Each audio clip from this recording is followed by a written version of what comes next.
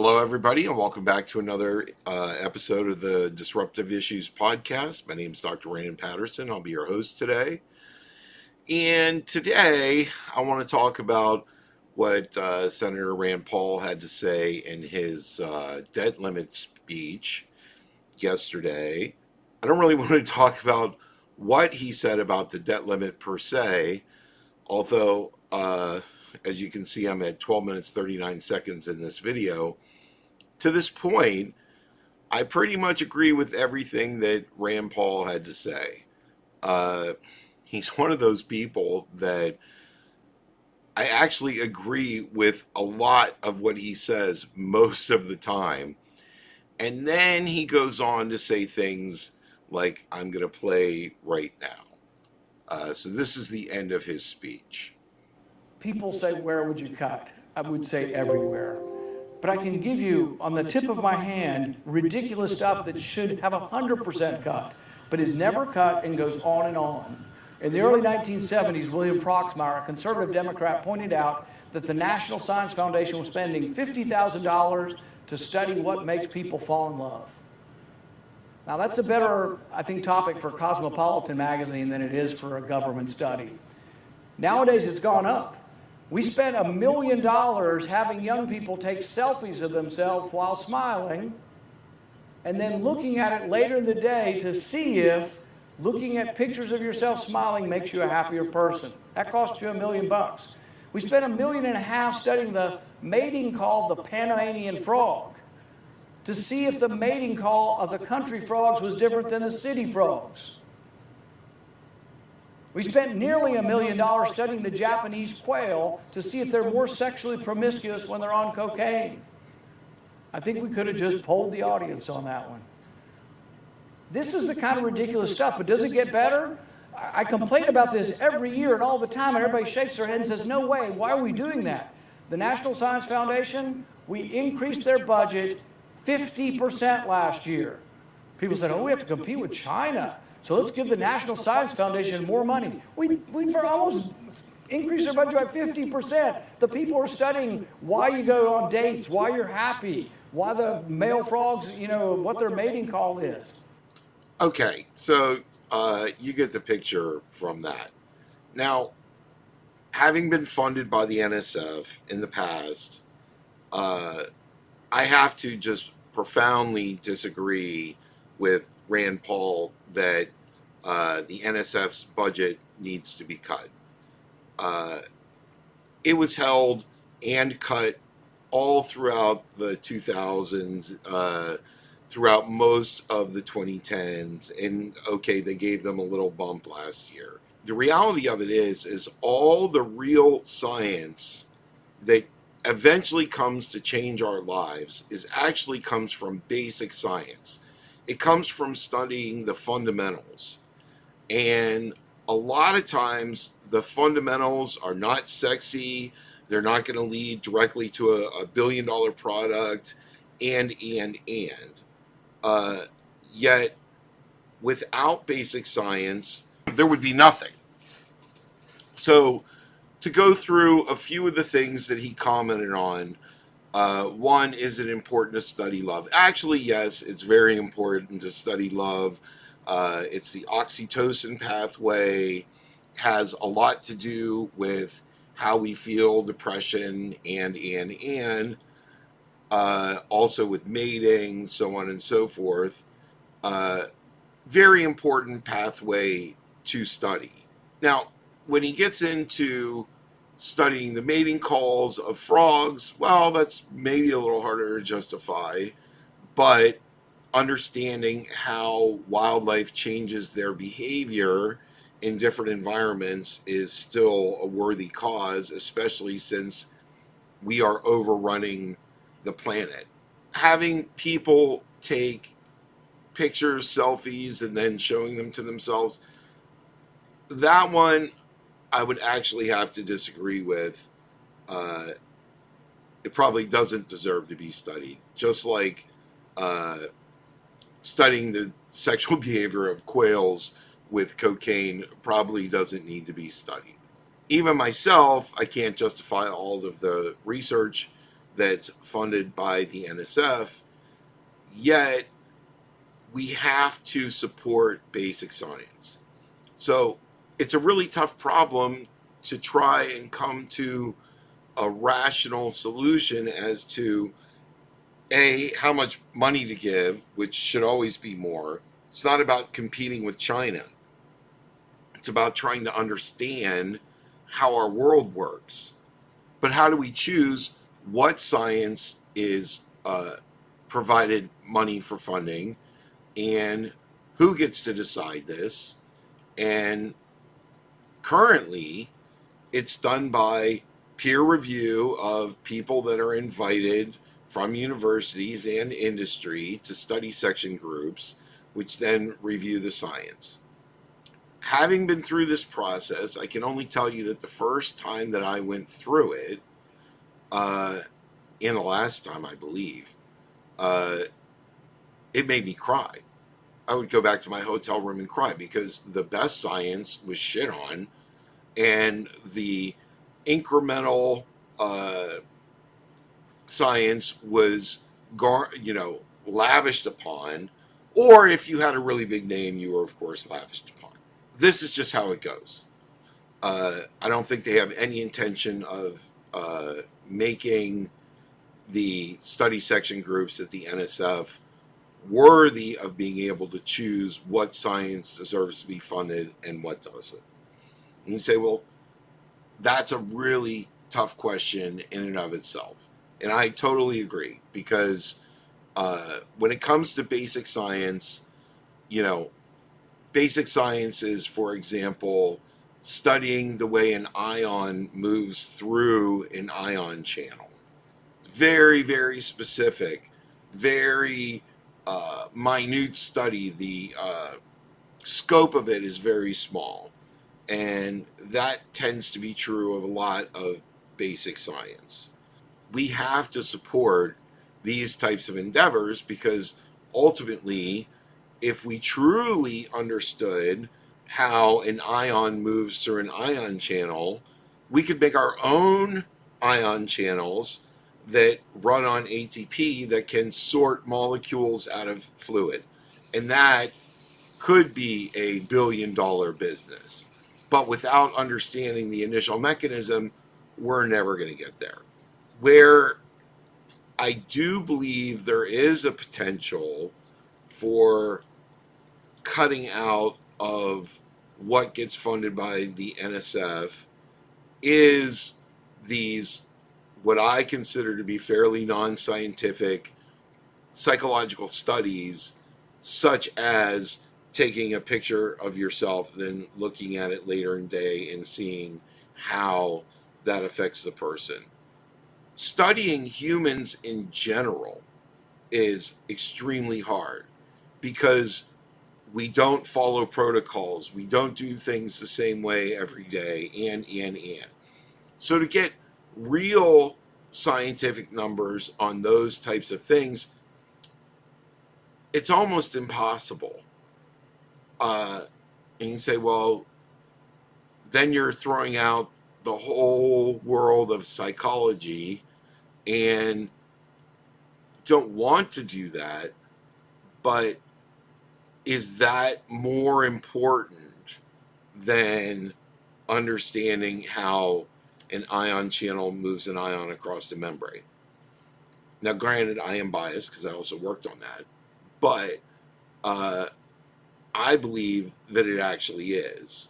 And I believe that, at least in the system that we currently have, to keep the Rand Pauls of the world quiet so that at least some basic science is getting done, that we have to start picking and choosing what fields get real support.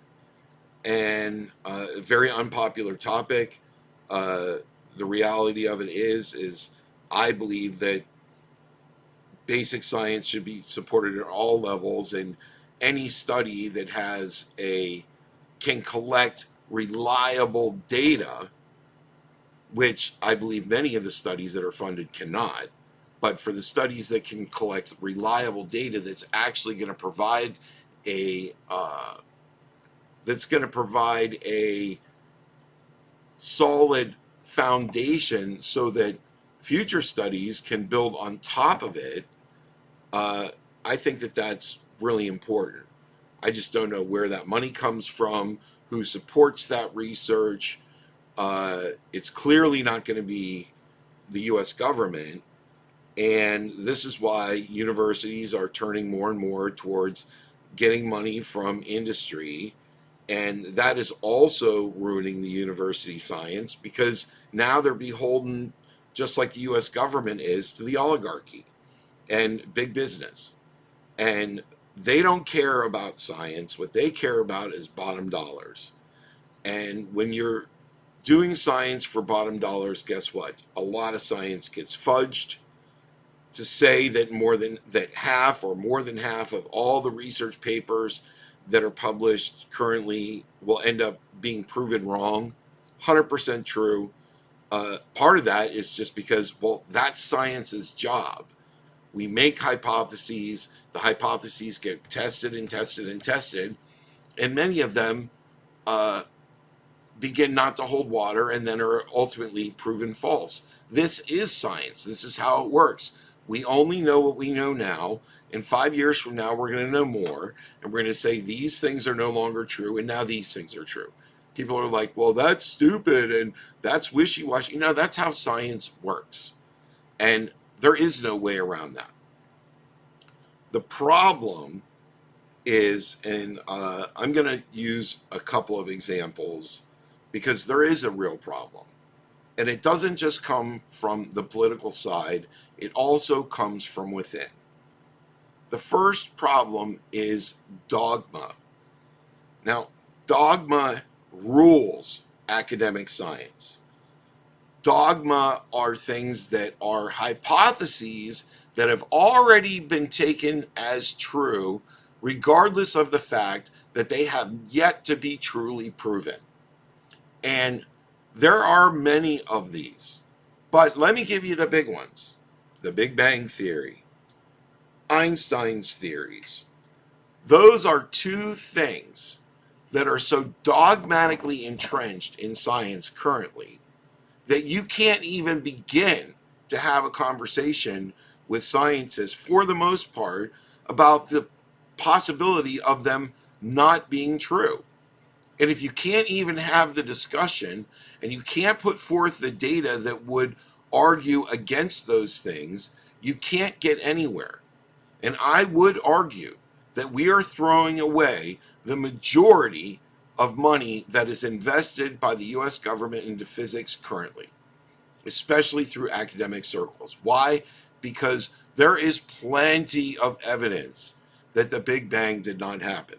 There is plenty of evidence that while Einstein's models do tend to, but not always, represent what we see, there is enough out there that contradicts Einstein that it should be being investigated and taken seriously. One of those things is the Hubble constant, which is how fast is the universe expanding. People are measuring it different ways, and they are getting different measurements, and their error bars are getting smaller and smaller and smaller, pulling these measurements farther and farther and farther apart from one another. So is it just one of the measurement techniques is wrong? Is it two of the measurement techniques? Or is it that depending on how you measure it, you get a different answer? Or is it that the entire assumptions of it are wrong, and that's why you're getting a different answer? These things need to be really addressed, yet they are just swept under the rug because everybody knows that Einstein's right. So scientists, in part, have only themselves to blame by hanging on to dogmatic theories. I could get into personal examples throughout my career as a biologist, particularly when I tried to enter into evolutionary biology. Those people have such rigid rules for things that have yet to be proven that you can't even have a conversation with most of them. So that's one area. The second area is we do fund stupid studies. Okay, we publish peer-reviewed papers that are absolutely silly.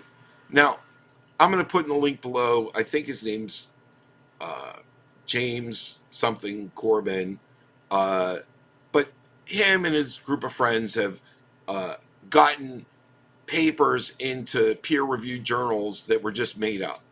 So it clearly shows you there are problems with the publishing industry. And I could do a whole video on the problems with the publishing industry.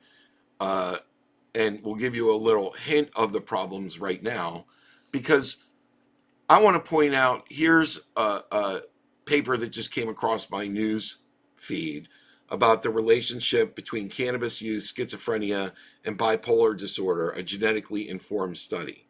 Now, I actually wanted to read this paper to tear it apart because I already know it's bullshit, but I can't read this paper without paying $60. Now, my tax money and your tax money and everybody's tax money help to pay for this study.